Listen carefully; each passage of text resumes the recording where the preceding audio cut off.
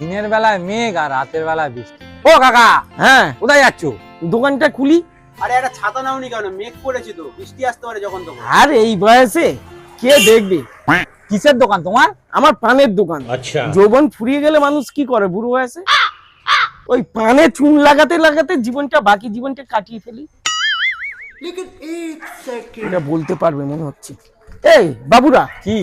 আমার না ব্যাংকে থেকে একটা ফোন এসেছিল, ठीक है। প্যান ওর ডিটেলস চাইছে। তুমি দাওনি তো? আমি তো বাবু দিয়ে দিয়েছি। কেন দিলে? তুমি জানো ওই ডিটেলস দিয়ে তোমার সব টাকা তুলে নিতে পারে। কি বলিস বাবু?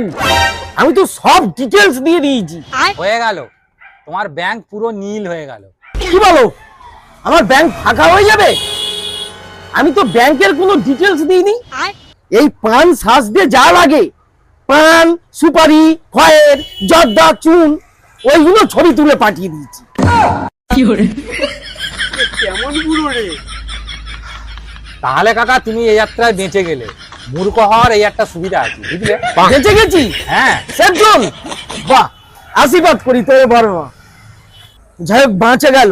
কিন্তু ওদের মধ্যে কে একজন আমাকে মূর্খ বললো? ছাড়া যাবে না, প্রতিবাদ করতেই হবে। এই তোদের মধ্যে কে আমাকে মূর্খ বললি? এই যে এই বলেছে, এই বলেছে। না না না, এই বলেছে দাদু। আরে এ বলেছে কাকা। না দাদু, এ বলেছে। তাহলে তুই আমি মূর্খ নয়, তোরা মূর্খ।